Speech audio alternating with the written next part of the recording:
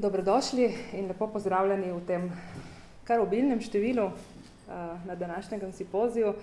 Današnja kritična razprava o Golem otoku vsekakor nosi s seboj del živega Golega otoka. Ta moment živosti Golega otoka pa ne moremo nikoli doprinesti v razpravo preostali današnji razpravljalci, ki bomo sicer svoje raziskave, vpoglede in druge stvari predstavili v popoldanskem delu. Marveč to lahko storita samo pričevalca, ki sta koncentracijsko taborišče Goli otok preživela in sta danes med nami, dr. Rogič in magister Andrej Aplenc. Zahvaljujem se vama za vajino današnjo udeležbo na razpravi in vedite, da sta vajini pričevani tisto, kar je najvrednejše v spektru razumevanja, kaj je bil Goli otok in kaj pravzaprav pomeni 70 let po Golem otoku. Večina nas je stopila na tla Golega otoka, se sprehodila po hodnikih nekdanjih zaprtih, danes sicer odprtih celic, gledala zarjavele ostanke okovja postelje nekoga na Golem otoku. Nihče izmed nas pa ni Goli otok zares doživel v tisti meri, da bi o njem lahko izpričal resnico. Samo pričevalec na način biti priča to zmore. Spoštovani prisotni, dovolite mi, da z velikim spoštovanjem najavim pričevanje dr. Marjana Rogiča, avtorja knjige Goli otok, ki je izšla leta 2004 v samozaložbi. Avtor knjige Goli otok popisuje v tretji osebni obliki pričevanja izkustva Golega otoka, ki ga je sam doživel kot avtor, kot pričevalec v letih 57-58. Dr. Rogiča sem spoznala, ko je kot pričevalec izpričal svojo logoraško izkustvo na Golem otoku za časa jugoslovanskega totalitarnega režima na konferenci Totalitarizem 20. stolječa v sklopu predavanj na Golem otoku leta 2017, ki jo je organiziral tudi magister Stjepan Štivič, ki je tudi danes med nami in ga lepo pozdravljam. Naj omenim, da je dr. Rogič tudi letos, konec julija, pričeval o tem izkustvu v sklopu poletne šole na Golem otoku, prav tako pa tudi v organizaciji magistra Štiviča. Dr. Rogič je rojen na Hrvaškem, živi in deluje pa v Nemčiji. Med nami pa je tudi naš slovenski pričevalec o taboriščnem izkustvu Golega otoka, magister Andrej Aplenc, lepo vas pozdravljam. Magistra Aplenca zagotovo pa ima za seboj toliko in tak nabor številnih intervjujev in kritičnih razprav, da ga prav posebej v vse podrobnosti ni potrebno predstavljati. Je pa Goli otok in izkustvo internacije doživel v prejšnjem sistemu kot dijak in študent in to s prvo skupino taboriščnikov na Golem otoku. Goli otok pa ni doživel samo enkrat, temveč dvakrat. Kasneje se je zaradi političnih razmer in razlogov odselil v Švico in potem v Združene države Ameriko, v Slovenijo pa se je vrnil ob sami osamosvojitvi in ko je bila bolj svobodna. Dr. Rogič, 62 let je, odkar ste bili internirani na Goli otok, magister Aplenc, vi ste prva skupina, torej 70 let je od tedaj. Prosim za vajino udeležbo. Hvala, gospođo dr. Jezečnik. Hvala svima onima koji su to pripremali. Hvala na časti koji mi time ukazujete da smijem govoriti ovdje o Golom otoku, o svojim doživljajima. Dozvolite mi započeti citatima iz kojih možete dobiti uvid u ondašnje političke i kulturne, pa i duševne, vjerske prilike koje će vam rasvijetliti vrijeme i osobe o kojima se radi. Jednu od njih imate pred sobom, to sam ja, pa donekle i ondašnje svjetonazore nas Hrvata, vaših slovenskih susjeda. I konačno uzroke i posljedice susreta i doživljaja s Golim otokom. Govorim polako da biste mogli bolje razumjeti jer je strani jezik za vas. Evo najavljenih i obećanih citata. Iskre hrvatskog otpora, piše jedan u vrijeme hrvatskog proljeća nekoliko godina poslije toga. Iskre hrvatskog otpora i nezadovoljstva tinjale su u obiteljima gotovo 100% zadarskog hrvatskog starosjedilačkog stanovništva, ozlojeđenog drastičnim kaznama i postupcima nove vlasti i u djelovanju progona crkve i narodnosti. Zbog čega otpor i nezadovoljstvo u obiteljima zadarskog kraja, otkuda potječem ja i ova moja skupina koja je došla na Goli otok. Nezadovoljstvo neravnopravnim položajem i izrabljivanjem tadašnje Republike Hrvatske u jugoslavenskoj zajednici, rigidni odnos,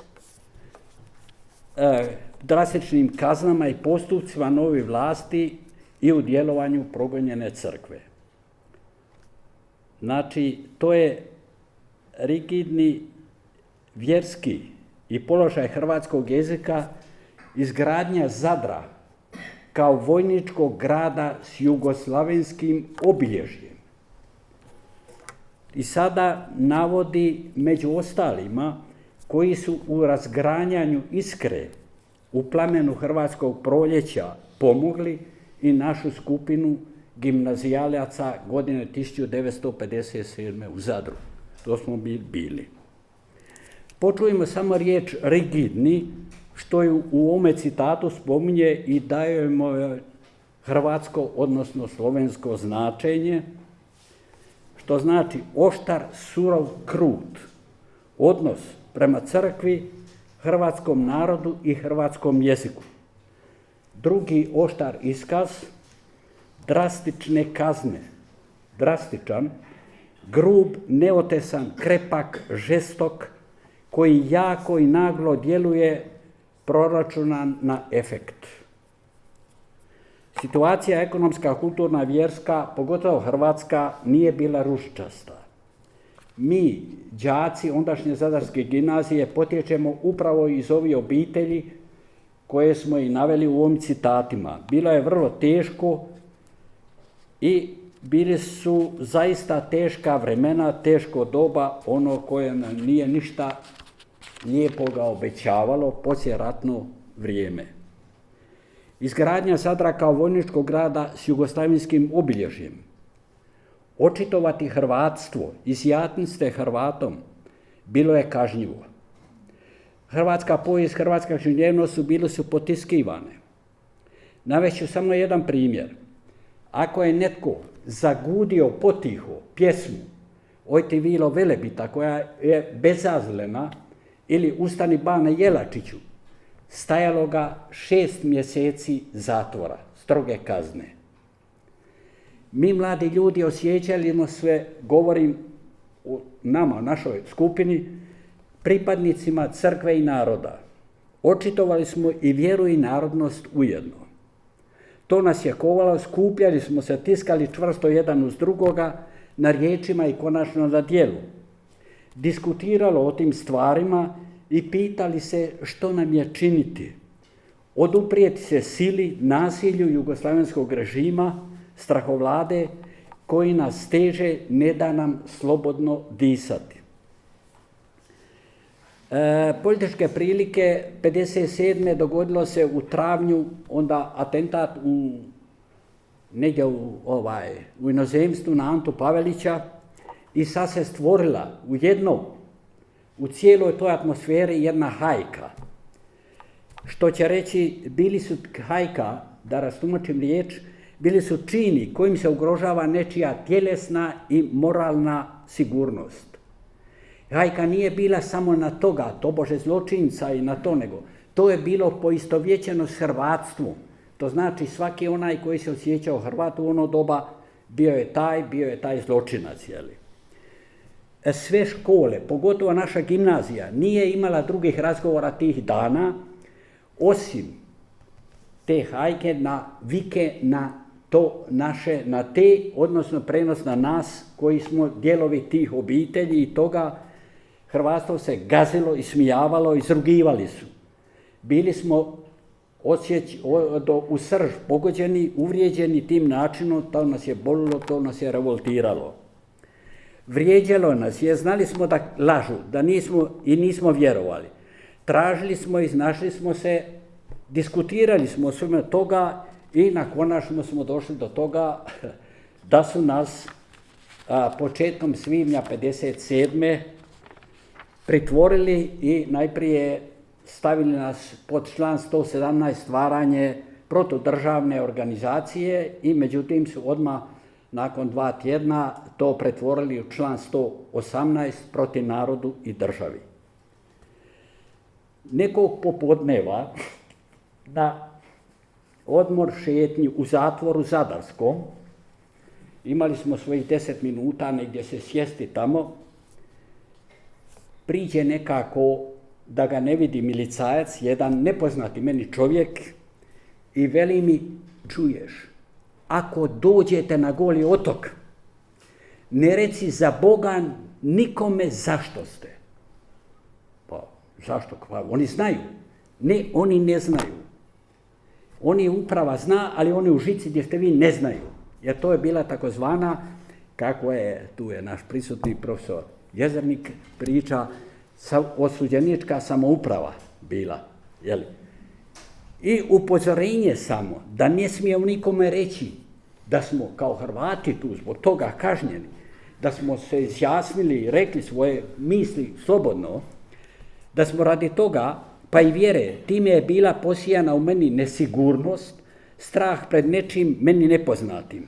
Dakle, ako tamo stignem, ništa dobra ne mogu očekivati. Ali što?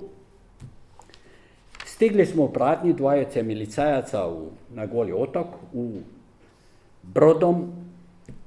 Iskrca, izledili smo iz broda i namahni Strbinu pokraj, prihvati nas istražitelj Brodnjak. Udbaš zadušen za nas. Išli smo brzo tako da smo kotrljali se nizbrdo, jedan uz drugoga i stali se smijati, mladi ljudi. Jel? I onda odjednom stane ovaj Drobnjak, stadošmo mi i naleti naš jedan kolega Dvujo.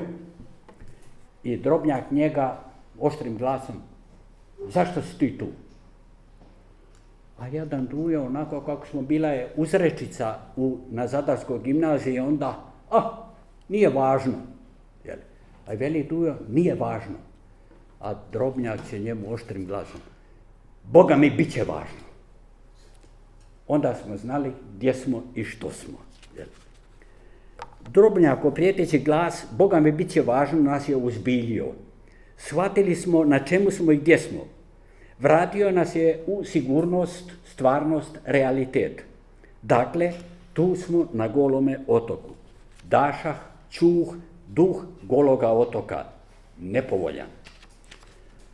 Radni dan, neću se puno zadržavati na tim stvarima jer imate kasnije profesora Jezernika koji je čak napisao knjigu, on će vjerojatno o tome više reći i o tome ću isto spomenuti, ali radni dan na Golom otoku bio nesiguran, nepoznat. Pun iščekivanja, zle slutnje. Jedina sigurnost postala je u redoslijedu. Oko 3:45, u 5 ustajanje, na brzinu umivanje hladnom vodom pod strehom, gdje je bila samo jedna cijev usred zime, iz te cijevi je bilo oko 100 tih šupljica iz koje je izletila voda i mi smo se brzo prali u hladnoj vodi, trčali tamo gdje je pripremljen doručak, možete zamisliti kakav je bio, i prije nego smo uzeli žlice, onaj pribor za jelo, morali smo u hladnoj vodi oprati ruke u klorovoj vodi, jel? To je bilo obavezno. Problem neriješen. Raditi u radionici. Ja sam bio u stolariji. Kako obmamiti, kako lagati onome normircu koji dođe oko 12 sati, da ću ja do 2 sata ispuniti normu s rezanjem cirkularom od svojih 900 komada, 800-900 komada. Kad ja sam nabacao toga, niti 200 komada i gledam kako ću sad ja to. Inače, dan je bio nesiguran. Poput uplašenih zečeva, gledali smo oko sebe i čekali hoće li neko doći, brigadir, sobni starješina ili normirac, i tražiti od nas koji smo tu poslije posla došli, jeli tamo u dvorištu, Hoće li doći i tražiti od nas koji smo stupili u red 20, on traži 50 dobrovoljaca.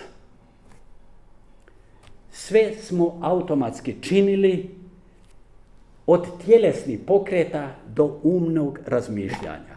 Tako da sam se često osjećao kao da stojim pokraj sebe, ne ja, jesam li ja to ili ovo. Dan je ispunjen čime? Oni koji su nešto stariji možda su čuli čak u crkvi onaj dies ire, dies illa, onaj mrtvački, onaj sekvencu, strah, neizvjesnost i trepet. Neko vrijeme poslije objave moje knjižice Goli otok, bilo je malo društvanice kod nas u Minhenu, dojmili smo se i moje knjižice. Većina mi je predbacila preblagi opis stanja na Golom otoku. Naš susjed Nikola, kasnije postao fratar, pater, jeli, prebaci mi, ali nije on bio u našoj grupi, ali s nama je bio tamo, jeli, i ovo Zadrani. Predbaciše mi ovi da sam preblag. I onda on reče sam, taj koji je bio tamo, meni je bilo svakoga dana da zaplačem, a on slika tako blagu atmosferu tamo. Imao je pater Nikola pravo i danas. Ni meni bilo bolje, no izabrao sam drugi put, drugi način života, prevladavanje zla koje sam već prije nek sam došao tamo uočio i da će biti ono što je nepoznato i strah i trepet. Angst i furcht, što Njemac reče, jel? Jedno i drugo. Ništa, iskren ću biti, ništa nisam osjećao. Vrlo čudno. Takva što vidjeti, a ništa osjećati. Čini se nemogući zlo u takvoj veličini. In so eine Größenordnung. Shvatiti i registrirati ga. Osjećaj se isključuju ako se određene granice prekorače, prijeđu. Nisam bio više ja, kako sam rekao, nego onaj pokraj mene. Tu smo našli sebe, naše stanje, raspoloženje na Golom osjećaju. Osjećaj se isključuje, ljudskih osobina, vrednota nema. Mora da se pravo to nama dogodilo jer nismo bili svjesni. Jednostavno, nemoguće je pojmiti da se čovjek u toj mjeri podloži ocu zla, mržnje, moći zla, mahtvile. No, tako je bilo.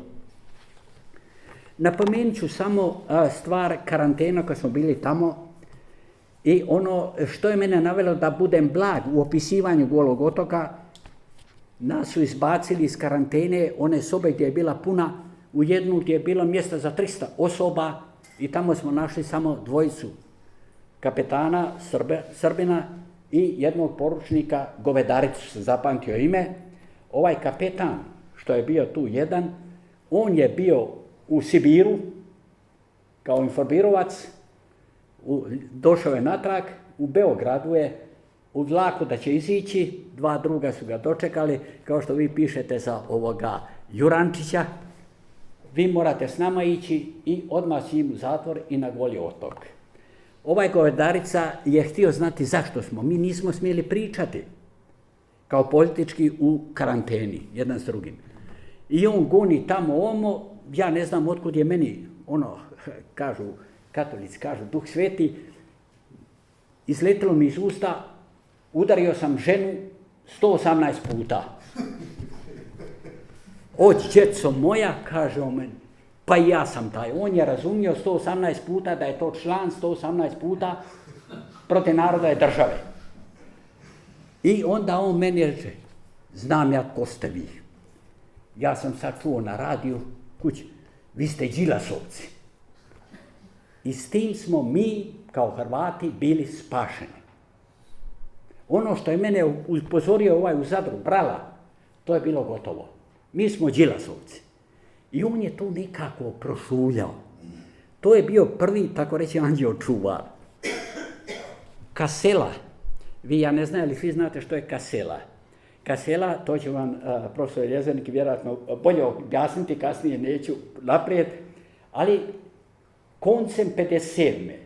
to znači ovako oko Božića, nekako pred Novu godinu, čujemo viku gore na ono gdje je ona velika zgrada, danas ta nije bila onda, bila je Zaravanjak, i tamo čujemo viku jednoga koji viče i kaže, psuje nekom Begi. Bego je bio pojam na Golom otoku, kao što je bio onaj Đeković, Crnogorac, koji je svaki dan dolazio s milicajcom da popiše jesmo li svi u redu i koliko nas unutra ima u žici. Jel? Bego, ja ću te čekati na rijeci i kad dođeš moj si. Nećeš iz rijeke izaći živ. Moj sjemeništarac, što je bio taj Nikola, što je kasnije fratar postao, kad smo mi vidjeli kako njega jadnoga na onu kaselu vezuju i to, i kako natrpali kamenja i dvojica ga sad hoće mučiti, mi nismo mogli to pogledati, meni veli Nikola, idemo natrag. I nismo gledali. Dogodio se nekako da se naštala mala tuča pred našom kućom, onom našim šesticom, i izvukli su dvojicu vani, ovoga Jankovića, nekog učitelja iz Osijeka, i Matića, nekog Hercegovca. I sada oni moraju pratiti one stube, ako ste bili na Golom otoku, recimo ovdje je šestica, jedne i s druge strane zgrada, između su stube i onda idete ravno malo i onda opet 10 do 15 stuba, onda dođe petica, četvrtica i tako dalje. I oni su morali stube pratiti od gore, doli, ali ne smiju koljena. Možete zamisliti, onda su nas potjerali odmah ostale unutra da ne gledamo. Jeli? To je bilo. To je ostalo. O tome će vam vjerojatno poslije podne više bolje reći profesor Jezernik, autor knjige Titos Gulag, autor Insel Goli otok, koji znade i koji je upućen. Tvrdim na temelju ove knjige, ja sam je pročitao, možda sam i zaboravio, on mi je za mnoge stvari koje nisam mogao pojmiti, što sam vam slikao do sada, otvorio oči i osjetila. Samo 2 točke ću napomenuti. Jožu Jurančića, koji je svoj pogreb slušao preko radija na Golom otoku. Vi ćete vjerojatno više o tome reći. I drugo, što me je zadivilo u toj knjizi, su ove riječi, ja sam to slabo preveo na hrvatski, ali razumite, nadam se, ako brzo govorim, recite me, upozorite me da biste mogli razumjeti. Režim Gologa otoka sastoji se od naših predaka, naših očeva. Bilo to da se radi o udbinim agentima, bilo u suputnicima. Mi smo nasljednici, baštinici njihove kulture u dobrome i u zlu. To me je zadivilo i rekao sam, to je prvo priznanje što je u stvari bilo i on je sagledao. To ja nisam mogao kao pripadnik Golog otoka vidjeti i uvidjeti, tek kad sam to pročitao, to sam razumio što to znači.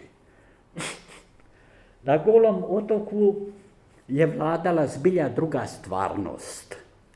Ako je netko čuo za ovoga oca političkih znanosti u Minhenu, Erich Fögelina, on o tome piše, ne ona stvarnost kondicio humane, ljudstva, čovječanstva, prava stvarnost zajedničkog iskustva svih ljudi od početka čovječanstva do današnjih dana, nego druga stvarnost opsjene, ja ne znam kako se to slovenski reče, imaginarna stvarnost, novi mesije, novi proroci, pseudospasitelji koji nam obećavaju spas, hajl, jel, onaj. Da je on to opisao u Realitätsfinsternis. Mi mladi neiskusni ljudi našli smo se u životnoj krizi na Golom otoku i nakon otpusta s Golog otoka u krizi koja je obilježavala opasno stanje u kojem se nešto ne bi trebalo biti i nešto nije što bi trebalo biti. Jedva razlike. Znači, na Goli otok nas je poslao sudac okružnog suda da bismo se popravili, odgojili. Što je značio zatvor za mlade ljude, što presuda, političke presude uopće? Zapisali su nas, mene u takozvanu crnu knjigu, time je sve rečeno. Crna boja, boja smrti, boja lagane smrti. Za mene sve do onog momenta dok me ne pokopaju. Nitko me neće više izvaditi iz te knjige, kod nas je bio izraz ni Bog, ni Majka Božja. Žigosan, štemplan, gonjen, tjeran i nije odležen ad acta. Posljedice zabrana daljeg školovanja dok se ne popravim. Neprijatelj Kotara taj i taj, svjedodžba sa žigom, izbačen iz svih škola SFNRJ, Jugoslavije i u zagradama još ekstra NRH, Narodne Republike Hrvatske, dok ne pruži dokaz da se popravio. To me je pratilo cijeli život mog boravka u Hrvatskoj. Goli otok bio je ostao prolazno stanje za nas osuđenike u vojsci, na radnom mjestu. Samouprava na Golom otoku i onda je primijeniti na cijelu državu kako je to profesor Božidar Jezernik pisao da je bila Kardeljevo misao. To je zbilja. Vi ste unutra upisani, za vas nema. To sam osjetio u vojsci. Recimo, poslije otpusta s Golog otoka, po zakonu, bio sam u zatvoru godinu dana. Ako je jedan bio godinu dana u zatvoru, on ne može biti po zakonu pozvan u vojsku, najmanje 6 mjeseci mora on biti razmak toga. Ja sam 8.5.58. puštan iz Golog otoka, 12.6. ja sam već bio u Karlovcu u uniformi. I kad sam se, možete zamisliti, kad sam rekao pa to ne može biti zakon. I kad vam reče udbaš onaj, ko je zakon? I kad vam jedno dalami, onda ćete razumjeti šta je.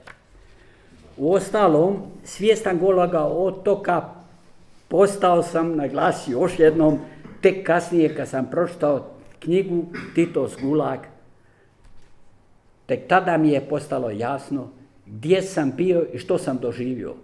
Knjigu bi svakome preporučio, za mene ja samo imam, knjigu sam naručio tu opet i študirat ću je, moram reći. Rekoh jedan razlike na Golome i izvan. To sam rekao, u vojsci na radnom mjestu, za mene samo osobljenička uprava obistinala se u cijeloj državi. O tome bi mogao pisati romane. O zlu sam se osvrnuo u knjižici Goli otok, zlo pisao sam. Je zlo, ne širi ga, nego se opaši. Uzmi put pod noge i trudi se kako bi učvrstio dobro. Jer boriš se za zlom, potrošit ćeš snagu, a energija ti je prijeko potrebna za borbi za dobro koje će umanjiti zlo. Stoga ne bacaj je u vjetar. Istina Bog, zlo neće nestati iz našega svijeta da je Boga i ljudskoga vijeka. Ali ne čini ga ti, tebi je dano činiti dobro, nikako zlo umnažavati. Stoga ne zatvaraj srca svoga pred dobrim, ako ti pade i teško, traži bisere. Nekom zgodom mi je došla i ova misao, pišem, govorim, razgovaram sa sobom i vidim. Netko nešto me vodilo, štitilo u svemu. Katolik u meni bi odgovorio Duh Sveti. Odjednom u svom razmišljanju doleti od nekoga druga misao koja me, kao da mi kaže, a ti kao da stojiš pokraj sebe, niti si to tu pokraj sebe. Ako stojiš pokraj svega toga, sve ti stvari slova je čitaš, što onda, Brajane moj, pobro moj, kako onda je? To mogu također nazvati iskustvom koje me zlo obdarilo boravkom na Golom otoku. Zlo me ščepalo za vrat, nema sumnje. I vidim u tom zlu nešto čuvalo. Dalo mi je snage izdržati. Istina Bog tu i tamo se činila takvom da su mi duša i tijelo stenjani pod teretom, ali izlaz iz tame, iz bezizlačnog stanja, uvijek mi se pokazao. Evo, prije nego sam napustio zadarski zatvor, došao na Goli otok, sreo sam tog Tonča Bralu koji me je upozorio kad smo došli na Goli otok, bilo je spilja posao za nas, ja sam toliko mjeseci bio, a tek đak, nikad nisam radio nešto, i sada u jedan put takav napor i to sve skupa. Iziđe ovaj Brala koji me je upozorio. On je tamo bio normirac na Golom. I dođe on s nekim tehničarom Anđelinovićem, inženjerom Nađom i kaže ovom našem brigadiru: Radiša, nemoj ih mučiti, nemoj ih goniti, ja ću napisati normu. A ja ne mogu. Mi ćemo, evo, tehničar Anđelović i Nađ. I tako je on, onda ovo kad smo bili u toj karanteni, poslao nam je Anđeo, tako reći, ovoga govedaricu tog poručnika što nas je proglasio Đilasovcima.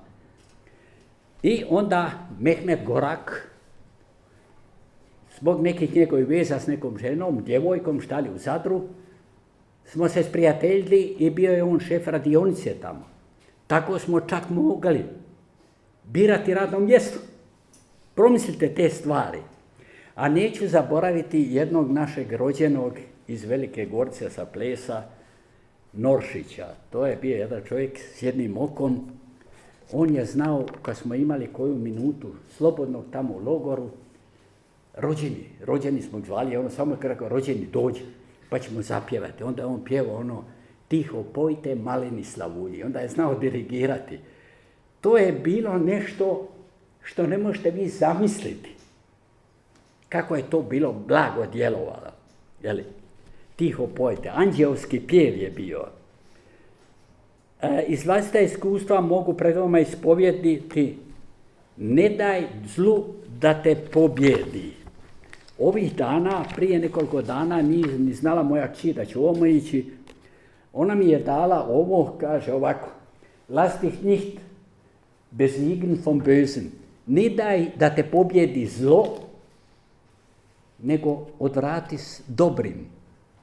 Sondern besiege das mit dem Guten. Pobjedi s dobrim.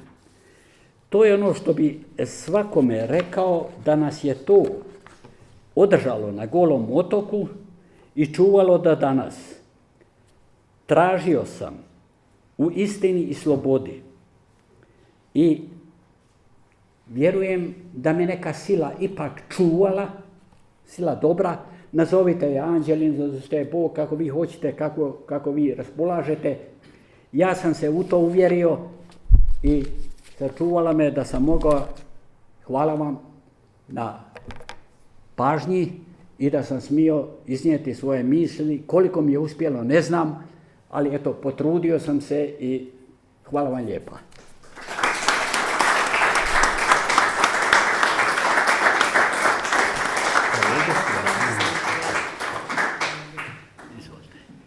Zahvaljujem se dr. Rogiću za to izčrpno in iskreno, resnično pričevanje. Če vam smem, preden bomo prepustili besedi naslednjemu pričevalcu, dr. Rogić, mogoče, ker smo še ravno v tem teku, zastaviti par vprašanj. Mogoče o tem vprašanju, ko ste večkrat, se spomnim, ste že omenili, da ste zraven sebe, da še vedno čutite, kot da niste vi v vas, ampak da ste zraven sebe, kot da je neka priča zraven sebe, da niste vi to, kar ste zdaj izpričali, kot da ste bili. Še vedno se to dogaja, ali je to bilo samo na Golem otoku? Ker 60 let niste, 2017 se spomnim, smo šli skupaj, ne, Goli otok. To je 60 let, od takrat so vas zaprli. Kako je bilo teh 60 let in kako je bilo občutiti? Kaj se je zgodilo takrat, da ste se odločili, da greste v? Da ovdje predstav mislite da kod vas ili općenito kako to gledam? Kako to gledate danes ali o tem bomo kasneje. Kaj omenili ste, da se ne počutite, da imate vas sami, vašo lastno bit, da jo ne, kot da ste zraven sebe? Kada sam pokraj sebe, Ja. To je bilo zbilja na Golom otoku. Mi smo imali ona, što se reče, anđela čuvara. Recimo ovaj Meho Gorak, koji nam je dao, koji mi je rekao, reci prijateljima, ali nemoj reći da sam ti ja rekao. Ako vam je teško da vas razmjesti na druga radna mjesta. To je bilo čudo. I mi smo bili kao pokraj sebe stojimo tamo. I mi smo znali da mi ne smijemo govoriti. Mi nismo smjeli reći. I meni je Brala rekao, nemoj reći zbog čega si tamo. Jer to je ova žica gdje smo mi bili, gdje su bile te zgrade. Od tog, tako po prilici, zračne linije 700 metara, odnosno 900 metara od ulaza u žicu, gdje je naprijed stajao milicajac, a okolo žice, i ona je išla usprto gore, kuhinja i te sve stvari, onda dođe pošta, 6 bila je, 7, broj 7, broj 6, 6, to smo bili, ovi koji su imali manje od godinu dana, 5 su bili politički, tobože, 6 su bili razbojnici, onda je došlo 1, 2, 3, a gore je bio Zaravanja gdje je ona zgrada danas. I tu smo mi jednostavno došli i nismo znali, mi smo samo gledali i mi smo bili ko lutke koje su nas vodili. I mi smo znali ne smiješ ništa reći. Neće ovi doznati, mene je upozorio ovaj Brala. Neće oni doznati u žici, jer naokolo su bile karaule vojničke sa mitraljezima, oko žice, gore, na brdu. A mi smo bili svi u žici, poslije radnog. Iz žice nas je vodio u stroju, išli smo do, recimo ovdje, sam zaboravio spomenuti, vodio je nas za noćnu smjenu, recimo Proko Cvitanović. On je, prije nego sam bio otpušten, on je znao točno kad odlazim, on nas je vodio svaku večer na 3. izmjenu i tražio je od Mehe, koji je bio moj poslovođa naš, u stolariji, da dođem k njemu. I onda mi je rekao, reci ti meni, ti si onako pismen čovjek, Vojvodine je bio, reci ti meni, on nije bio na tom čist, da je on pogriješio jadan kao informirovac. I još je uvijek na Golom otoku. I sam rekao, čeka Proko, sad je 1. maja, ti ćeš biti pušten. Jesi čuo na radiju? Ne verujem. I onda sam došao k njemu i velio meni, reci ti meni, ti si pametan čovjek, vidim, učen. Kako mi možemo ostati socijalisam sa ovakvom vlasti, kaže on meni. Što će mu reći jadnom, jeli? On je jadan. I on je ostao dalje. Znači, u svibnju 1. maja, odnosno 8. maja 58. ja odlazim. On ostaje kao informirovac. Ovaj Vedarica je ostao, onaj poručnik, onaj je ostao, ti informirovci su još ostali tu. Bilo ih je, jeli?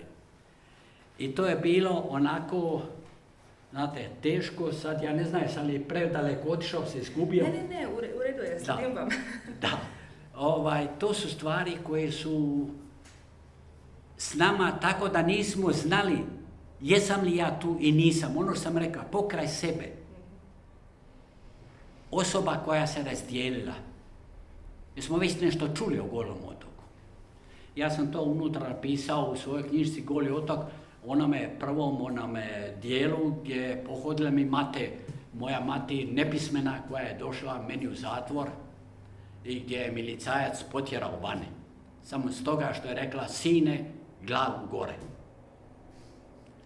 Došla je, ovdje je bio jedan red u Zadarskom zatvoru. Bio je ovdje jedan red, to su bili ovdje drugi, milicajac tu, milicajci. I onda mati meni plače jadna. Ne boj se, glavu gore.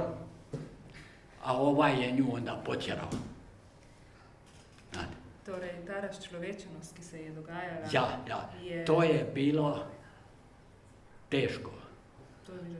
To je verjetno pustilo precej posledic na kasnejše obdobje za...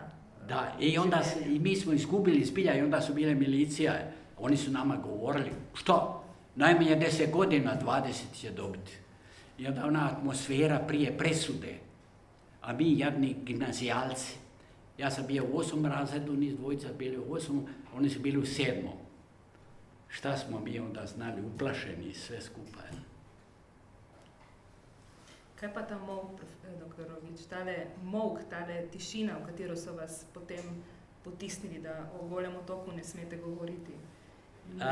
Da, ovako je. Ja sam se vratio natrag s papirom, u Zadar došao i moram odmah onaj gdje takozvani tribunal imate u Zadru, koji je neko bio, tribunal se zove gdje je sjedište bilo UDBE i suda, sud je danas isto, i bio je zatvor tu, onaj stari su ga srušili i tu je bilo ovako. Izašao si, kad sam došao tamo, na portirnicu, to su napravili dok sam ja bio u zatvoru, portirnicu, odšao tamo milicajac, pokazao sam mu to, on je, nije ništa iza onoga stakla, on je uzeo slušalicu, tu je. Vraća mi onu ceduljicu, 3. kat, soba 300 i tako neko 13, pa ja trebam gore, ja sam došao gore, jo, Miloš, znam da se ovi ostali koji su prije tebe izišli van, jer ja sam šla duže, nisu popravili, svi nisu popravili, to nema uopće govora o tome. Jel? To je bio doček, gdje si ti bio? Dosta. Zaboravi gdje si bio. A imao sam iskustva 56.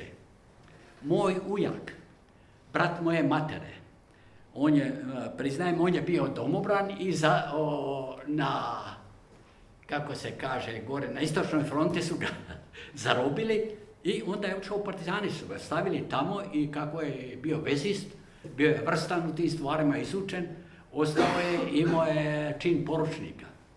I on mi je samo jedno što je pričao, što se doznalo od njega. Kaže, skupili smo se u jednoj kasarni i onda je naš, kaže, general rekao, stanite tu, došao je jedan pukovnik i rekao je, taj toliko, taj toliko, taj toliko, taj toliko. A ja stojim, kaže, pa veli, pa druže generalu, pa kako ne možeš to tako bez suda, taj toliko, taj toliko. Kako se ti zoveš? Mirko Kamber. Kamber, 6 godina. I našao sam ga unutra, bio je pitao, ovaj čika Proko mi je, pitao sam ga i on ga je poznavao. Vidite, to je bila situacija. Oprostite, možda previše pričam. Ne, vi pričajte, vi govorite o tem. Še to bi vprašala, ker ste, potem bomo zaradi tudi časovne omejitve, ampak bomo imeli potem kasneje še veliko diskusijo, tako da bodo vsi lahko Jaz bi samo še to vprašala, ste omenili, da kljub temu, da se je dogajalo vso zlo, vse to, kar ste preživeli, vse to od nasilja, psihičnega nasilja, fizičnega nasilja, maltretacije in potem, ko ste prišli ven, še vedno ste nosili to s sabo. A vendar se je zoperstavljalo temu zlu neko dobro. Vedno ste odgovarjali z dobrim, ne zlim nad tem. Nad vsem zlim. Je tu noter ta človeškost, ki ostane, kljub vsemu razčlovečenju, ki ste ga doživeli na Golem otoku. Ker to je bilo, postali ste brez človeškosti. Potisnjeni ste bili do skrajnih točk, do banalizacije zla. Točno. Kaj vas odgovarjali ste pa z ravno nasprotnim, od kje je ta pokončna glava, ta moč? Je to ravno odgovor, ko se trči v... To me iskustvo učilo. Čujte, ja ne znam, ja vam nisam rekao što sam ja u konačnici bio, što sam postao. Ja sam katolički đakon, ali bez obzira na to. Ja sam uvidio u svome životu, ne mora niko biti moga mišljenja, ni moju vjeru. Ja sam uvjeren, u mome životu sam uvjeren bio, ovo što mi je moja kći dala, nesvjesno mi je to donijela, uopće nije znala, ona je čula u stvari, to je nju potaklo. Najviše, ona je čula recenziju od knjige profesora Jezernika. Nekim novinama čitala, ona je u Njemačkoj i ona je pastoralni radnik, završila je teologiju, časna sestra, nije važno za to. I ona mi je donijela ovo i onda kaže meni, pita me, kaže, ja sam čula recenziju te knjige. Odmah sam mislila kako ti je sve bilo gadno. Jel? To sam htio reći. Ja sam bio svjestan sam ja postao. To moram priznati, bez obzira na to. Ja sam čuo priče, te sve skupa, ja sam čuo to na Golom otoku. Ja sam vidio kako smo mi ko zečevi, miševi, pazili, hoće li mi se što dogoditi. Ali kad sam pročitao, ovo na njemačkom naravno, jer nisam imao, u hrvatskom je nema, na slovenskom nisam ja ni mogao dobiti, ali čuo sam da ima, prevod je bio. I ona mi je baš kupila tu knjigu. Veli, tata, evo ti tu knjigu. I ona je to čula. I onda kaže, evo ti, ja ne mogu to zamisliti kako je to. Ne mogu zamisliti. Ali sad znam, kad sam pročitala tu, kad sam vidjela recenziju te knjige, što to znači Goli otok. Tinka i ja, to je druga kći mlađa, mi nismo nikad htjeli čuti od tebe, o tim stvarima, ništa. Ali tek sad znamo što je to. Hvala lijepa. Najljepša hvala. Ne znam, je li sam mi dovoljno odgovorio ili nisam. Dovoljno ste. Najljepša hvala za pričevanje.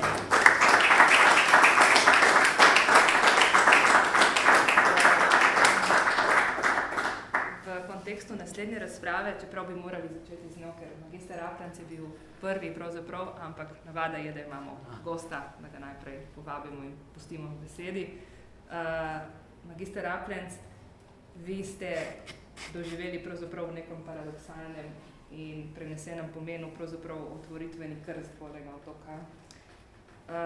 In zaradi tega vas res lepo prosim, da se bomo sploh kako zamišljali, ko so bile te prve zadeve. Profesor Robič nas je uvedel že v sam sistem, vi ste pa prišli kot prvi.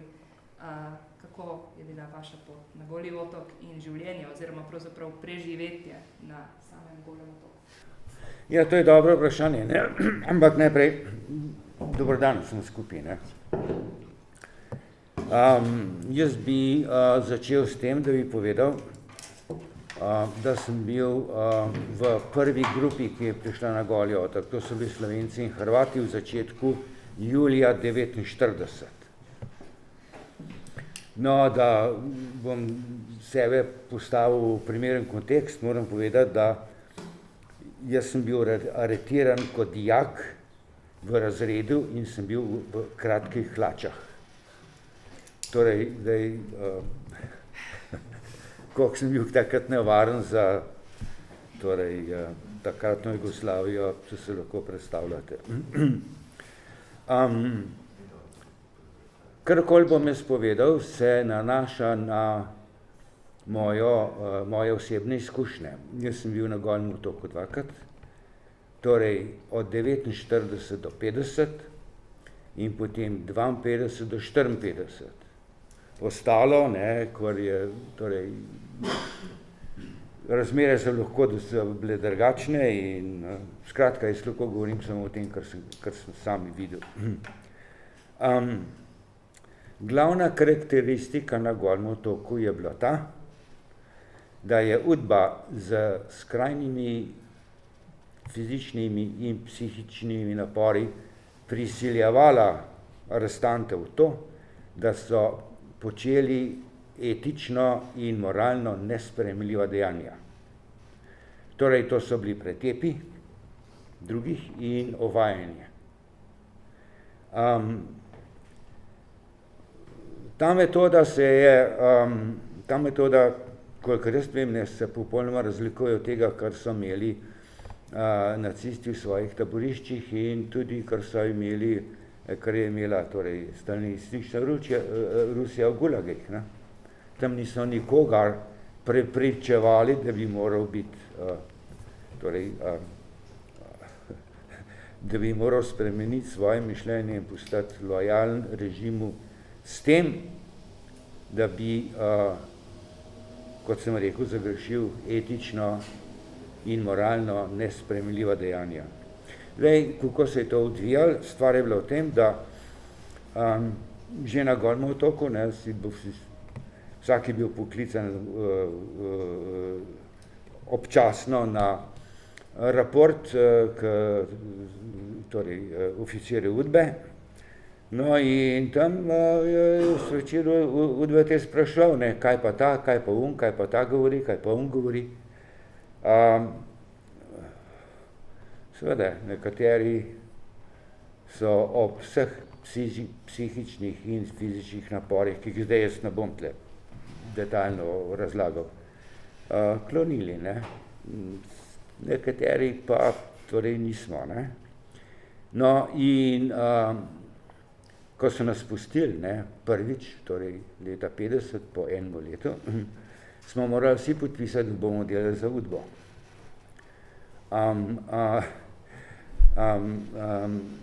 Torej, to so vsi naredili, kdor pravi, da ni naredil lažje, ne. V tistem obdobju, jaz ne vem, kaj je bilo kasneje. No in potem v Ljubljani, ne, sem prišel nazaj,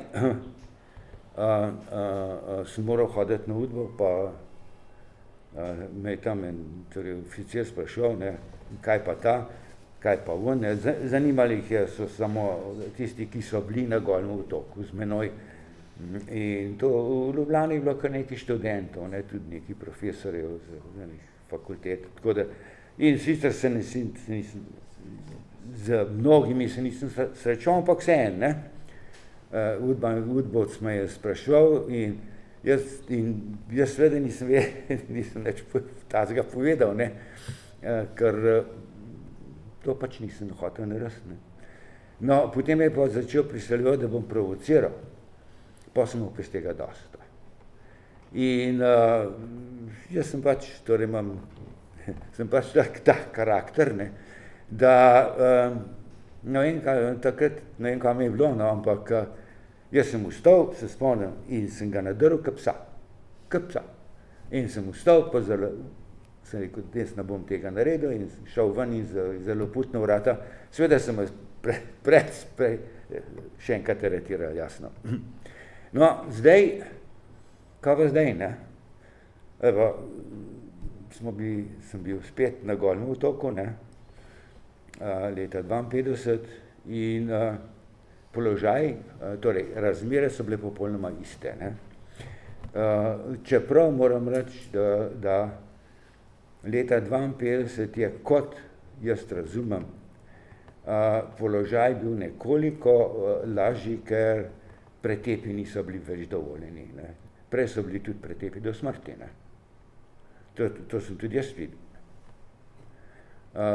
Od leta 52 naprej Udba tega ni več dovoljevala. Ampak ovajati, ne, si bil še vedno prisiljen in še vedno je bila ta, torej, udovska metoda, da se ko se temu reče, ne, človeka zlomi, ki potem naj bi postal bolj poslušen, ne. No, kaj pa zdaj, ne? No, tam je bil en moj dober prijatelj, ne, zdaj že pokojen, ki je bil tudi drugič. Prvič so bila skupaj, drugič so bila skupaj in potem sva se zmenila, ne. On bo Udbi pripovedoval, kaj jaz govorim, jaz bom pa Udbi pripovedoval, kaj on govori, ne. In torej to je bilo, to si moral kar nekomu zaupati, ne, da si se z nekom tako dogovoril, ne, ker provokatorjev je bilo seveda tudi tam dovolj. Kakorkoli, ta najin dogovor je se začel na Golem otoku in se nadaljeval 2 leti skozi. In potem tudi v Ljubljani, ne.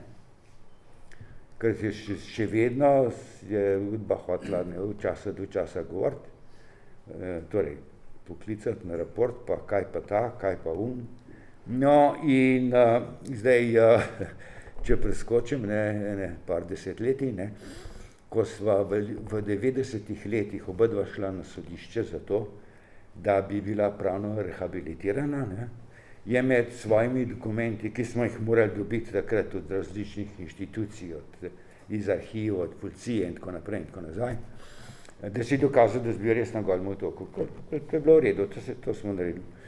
No, med svojimi dokumenti je moj prijatelj dobil tudi svoje poročilo udbi o meni. Ne. In sva se prav, moram reči, zabavala, ker kakorkoli nama je to uspelo. Ne. No,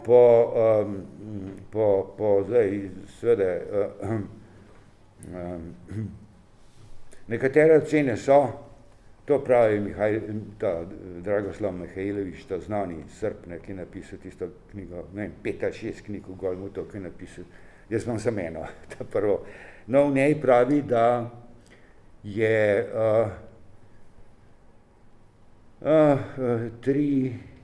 tri četrtine, približno tako, ne, on ocenjuje, ljudi, torej zapornikov na Golem otoku, podleglo pritiskom udbe in so pač pretepali in uvajali in tako naprej. No, recimo ena četrtina, kakorkoli pa ni, ne. Torej, toliko o tem in torej, mislim, da ob vseh tistih trpljenjih pa fizičnem delu, pa ni vode, ni tega, ni unga, si lačen, kakor pes in tako naprej in tako nazaj, imaš ši, pa stenice, pa vsega hudiča. To, ne, da te nekdo sili v to, da bi zagrešil, torej naredil dejanja, za katera veš, da niso etično in moralno sprejemljiva, to je pa zločin, ne. To je pa zločin nad ljudmi, ne. Vsaj, jaz mislim tako, no. Zdaj, kakorkoli, ne, torej, jaz ne vem, zakaj sem me aretirali, lahko pa, torej, malo domnevam, ne, in recimo, moja domneva je ta, ne, je takoj po koncu vojne, ne, ko smo premagali fašiste in naciste in tako naprej in tako nazaj, smo bili vsi, in jaz sem bil seveda član Skoja, ne. No, in jaz sem bil ambiciozen mulc, ne, in torej postal sem komandir delovne čete, tam nekje na Uribenci smo bili, smo nekaj eno cesto, ki je v Kočevski Rok delali.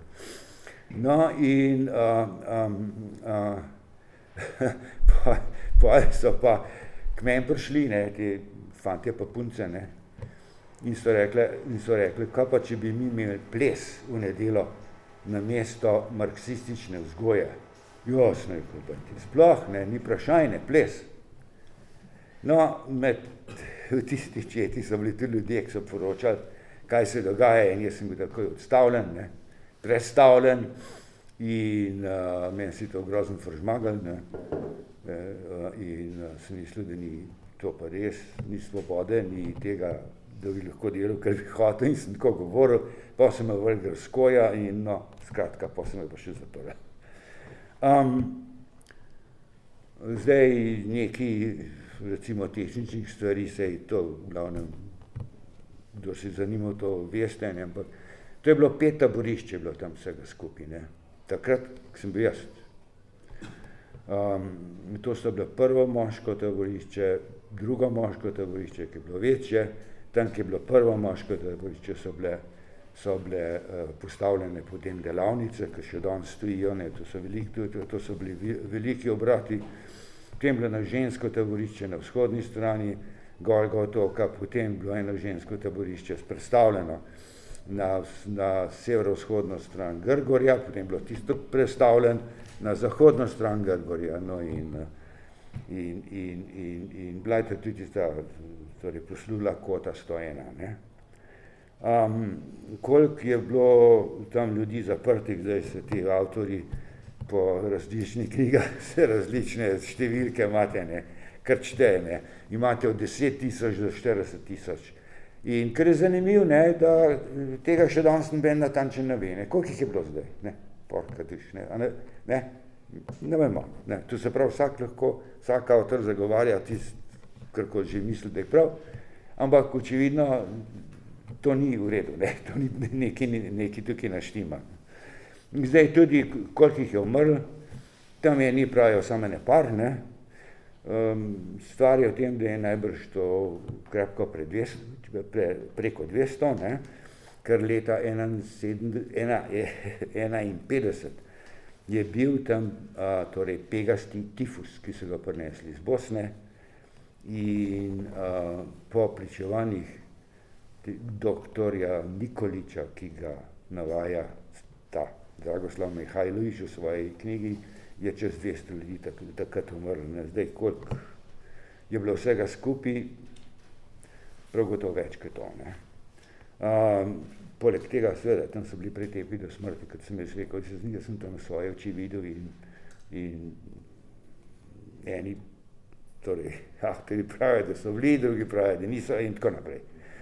Vseh Slovencev je bilo okoli 650, to saj mitla v Sloveniji menda dobro več ali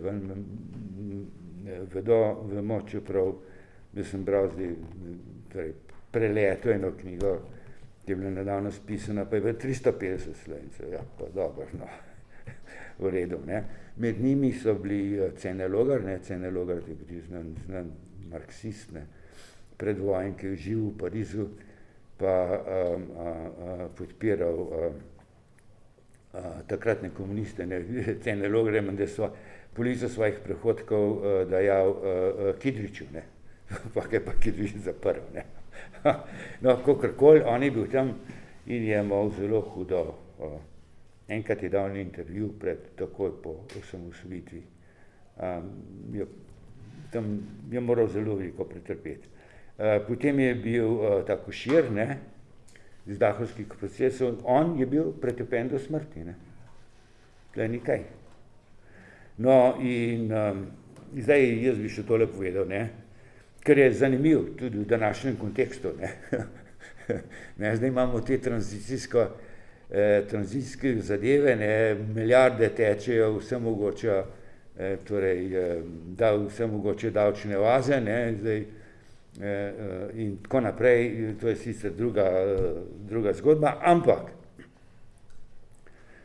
tam, ki je bilo prvo taborišče, torej leta 1949 je bilo potem v letu 50 in 51 so bile zgrajene, dobesedno je bila cela vrsta tovarn, ne. To je bilo lesni obrat, to je bil obrat za poliranje tistih marbnih ploščic, potem je bila kovinska delavnica, potem je bila veliki obrat lesni, ne, ki se z lesom delali, ne. In potem pa seveda tudi te drobilice, ki so drobile tisti precej dober, torej zelo dober, čist kamen iz Golega otoka, ki se je uporabljal za cement. Ja, s tem je, to so, in no, kar hočem povedati, ne, je pa to, ne, te produkti, torej les in tudi drobir, je Udba prodajala Italijanom, ne, da smo pa tle, ne. To so, jaz sem videl Italijane, sem videl italijanske ladje, ne, sem jih slišal italijansko govoriti, ki smo tisto nakladali, ne. No, to je bila, torej, to je bil začetek Genexa, ne. Ja, in seveda finančno ekspozituro v Trstu, ne. Zato jaz mislim, da je bilo vsem ljubljanskim komunistom je bilo od vsega začetka, torej to je moje osebno mišljenje, ne, zelo prav, ne, da je Trst italijanski, da ni slovenski. Zato, ker tam so imeli svoj denar pa svoje banke, ne, čist čez mejo, ne. Ni bilo treba iti v Dubaj ali ne vem kam, ne, tle je bil. No, zdaj,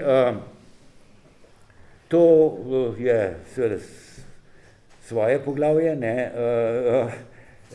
je pa tudi tale Rado Pezdir ni dolg tega, ker je tle v tem reporterju pisal o Genexu, ne, mislim tudi z referenco na to, kar se je takrat dogajalo. No, jaz sem zdaj tle s tem svojim pri koncu, ne, samo to bi zdaj rekel, zdaj, ne, to je zdaj pravna fakulteta, ne, tlele, kjer smo, vi boste tle, torej znali to boljš presoditi, ampak če se hoče danes kdo sodno rehabilitirati, to pravno ni mogoče. To je moje razumevanje. In to je dr. Letnar Černič, ki je pri vas, je zanč imel celo en članek o tem na temo, torej vprašanje enega golo-otoškega zdravnika dr. Cundra. Ne. Stvar je namreč v tem, da je ta naša postkomunistična elita, ne, to jim je treba dati kapo dol, izvrstni so, ne. So, med drugim so tudi sprejeli tak zakon o popravi krivic, jaz sem takrat nekaj sodeloval, zato mečkano o tem vem, ne. Do takrat, dokler ni bil ta zakon sprejet, je vsak lahko šel na sodišče in vložil, torej tožbo proti državi, ne, zato, da bi bil rehabilitiran. Po sprejetju zakona o popravi krivic, pa tega ni mogoče. Ne. Jaz mislim, da to je edinstvena situacija. Ne. Ne. In tudi za ta zakon o popravi krivic, kakor cela vrsta drugih zakonov, je ta postkomunistična elita sprejela z zelo torej jasnim namenom, z jasnimi razlogi. Ne. No, torej kakorkoli, ne, jaz sem s tem končal, rekel bi samo to, da tujci pa tega ne razumejo. Kolikor sem jaz, no dobro, ko sem živel v Ameriki, jaz nisem v Golem otoku govoril. Ampak, potem, ne, ko sem prišel sem nazaj, ne, za plebiscit, ne, sem pa imel stike z nekaterimi tujci. Oni ne razumejo, kaj pomeni neuspešna tranzicija. Oni mislijo, da imate demokracijo, imate volitve, imate sodni sistem, kaj je pa zdaj narobe? Ja, vidite, tem je vse narobe. Ampak to, recimo eno, bom rekel, en inteligenten zahodnjak, to po mojih izkušnjah skrajno težko ali pa sploh ne doume. Ne more doumeti, zato ker pri njemu doma nikdar ni bilo tako, ne. No, pri nas pa je, ne. Bomo videli, kako bo naprej. Dobro, s tem sem jaz končal, ne. Hvala, profesor dr. Raplence, lahko seveda sedete.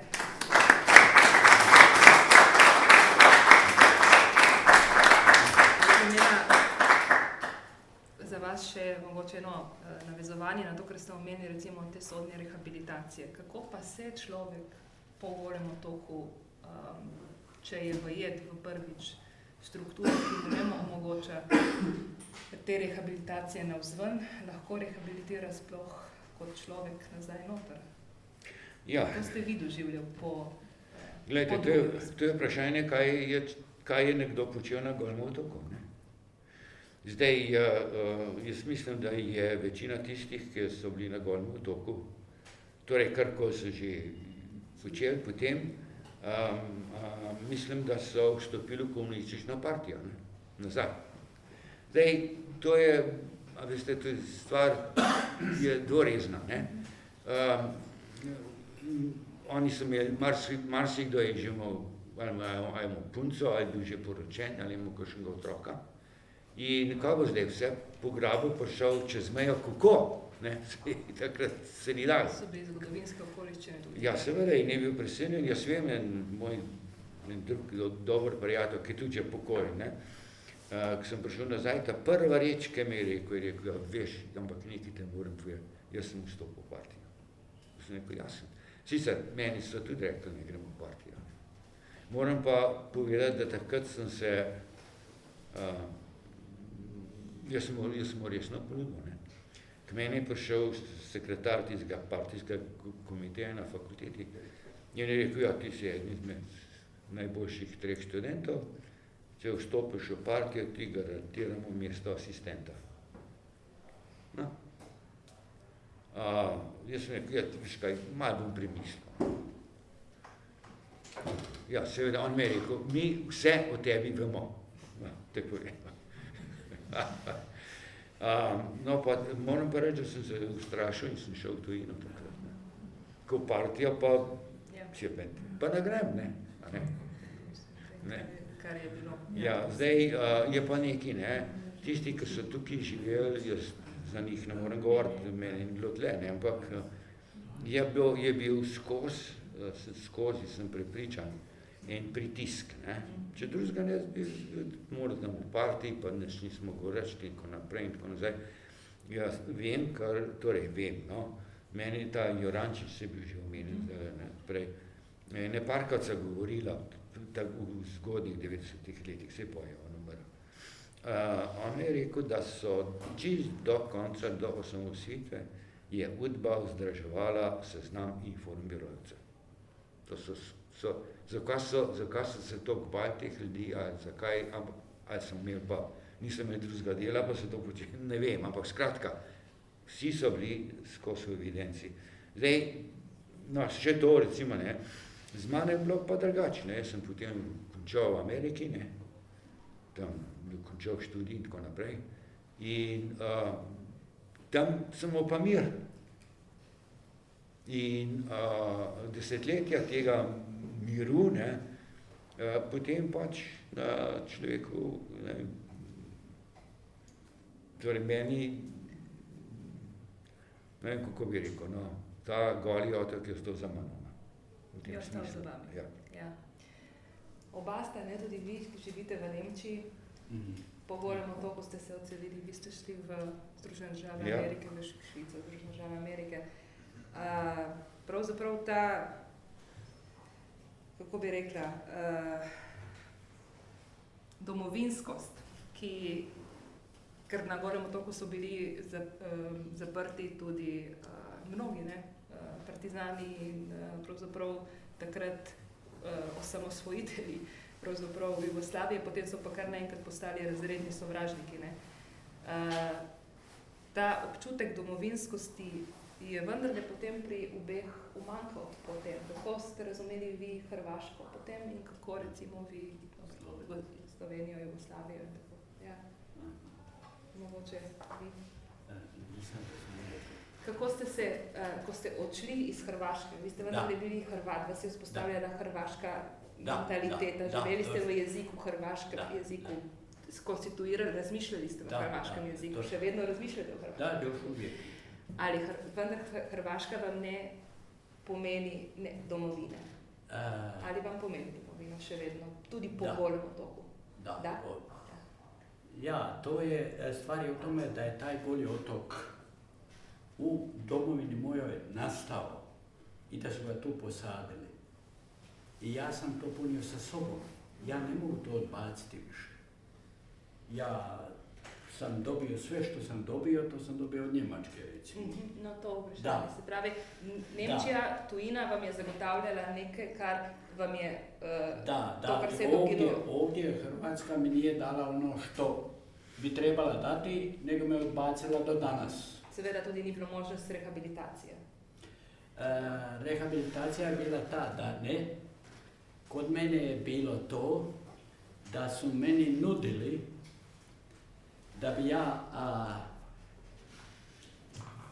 kad je došlo vrijeme da idem u mirovinu, u penziju, onda mi je baš moj, što sam citirao, profesor rekao, on će meni to sve urediti, ali ja trebam poslati molbu i tražiti od Republike Hrvatske da me prizna da sam bio na Golom otoku. A onda sam ja rekao, čujte, oni su mene zatvorili, imali su pravo, ja sam pogriješio, ja sam se ogriješio zakon, ja sam svoju kaznu izdržao. I sad da ja tražim od njih milost, da me onaj koji me je zaključao, zatvorio, da me prizna da me zatvorio.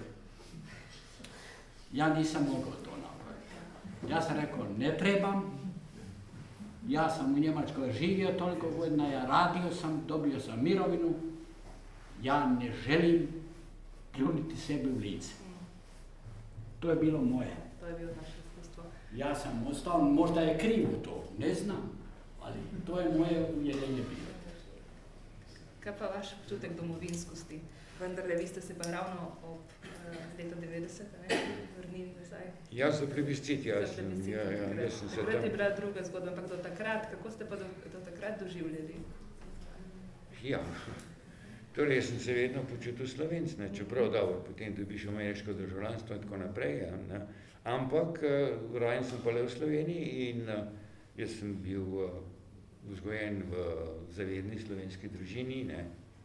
Vsi so bili Sokoli, ne, in moji predhodniki, ne. In torej Sokol, so bili tudi drugi zavedni Slovenci, ki niso bili Sokoli, ne, bomo hotel tako reči, ne. Torej panslovanstvo, tudi če hočete ne, Sokoli so začeli na Češkem. Ampak jaz sem se počutil Slovenc, ne, in kaj ne še tukaj rečem, ne. Zdaj, dobro, ne, en režim je, zdaj, seveda, zgledali je, da bo Tito večen, ne. Jaz se spomnim, sem bil, da je bilo to. To je bilo v drugi polovici od 80-ih let, ne. Jaz sem bral takrat redno Wall Street Journal, ne, to je tisti ameriški časopis.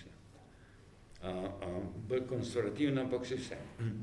In tam je bil članek, da je ta ameriška CIA, ne, CIA, ne, kaj pravijo, naredila, torej objavila poročilo, v katerem svojo, torej poročilo, no, napoved, analizo, ki pravi, da bo Jugoslavija razpadla. Jaz sem si mislil, ta CIA pa svira, ne, vse navedo, o čem govorijo. Par let zatem je Jugoslavija razpadla. No. Tako, jaz bi, ste želeli? Ne, ja ne znam, ste vi mislili, ja, nisam postao Njemac, ja sam njemački državljan. Ja, točno. Ali ja sam u srcu Hrvat, ja ne mogu biti drugo, ništa. Ne morate, ja. Ali Republika Hrvatska nije ono što sam ja želio. Ja, se pravi, vse...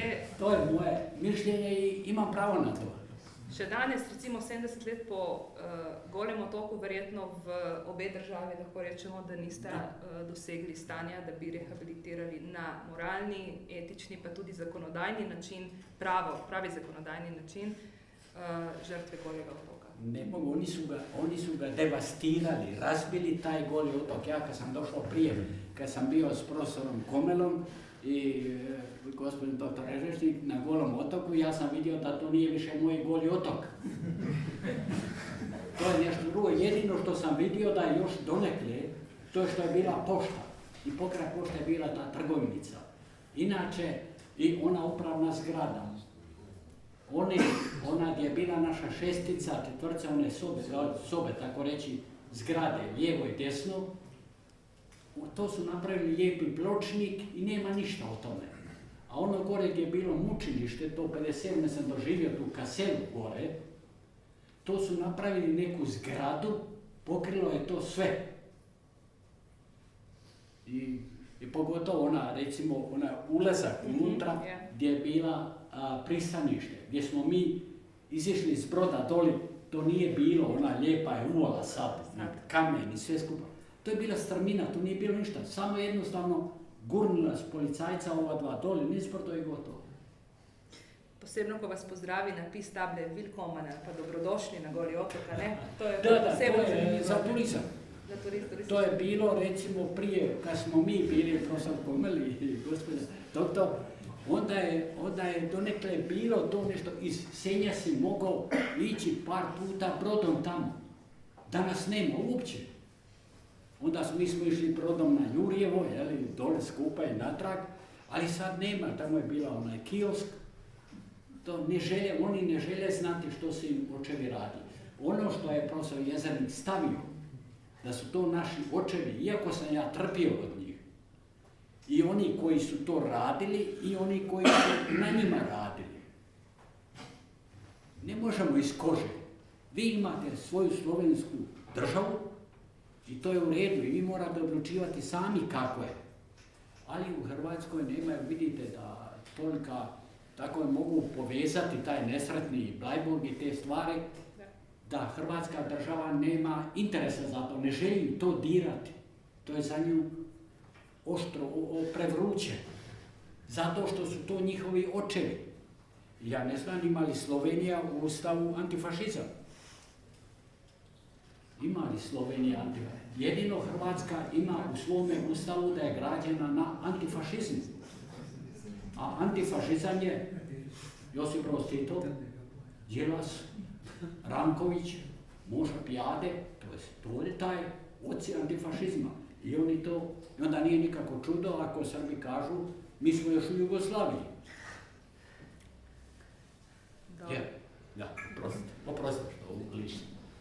Ne, tako, jaz bi samo zdaj navezala, imamo še en film, ki bi ga mogoče si ogledali, kako je pravzaprav ostalo, ko ste ravno omenili Goli otok. Ne vem sicer, če bo se lahko to predvajalo. Potem, ali pa bi pred tem lahko zastavili, če bi še kdo kakšno vprašanje imel za oba pričevalca. Tako, s tem bi pa nekako zaključili tale prvi del današnje razprave. Zahvaljujem se obema pričevalcema. Imeli boste možnost, če trenutno ni vprašanj, zanju tudi v zadnjem delu diskusije ima postaviti katerokoli vprašanje, lahko pa seveda nakažete tudi prej in boste z veseljem. Kot vidite, sta izjemna sogovornika, izjemna pričevalca in to vlogo imeti možnost se razgovarjati, spregovoriti s pričevalcem je redko, ampak posebno v tem, ker se že to zgodovinsko postavlja v neko pozabo, o tem pa več v popoldanskem oziroma naslednji sekciji z razpravljalci.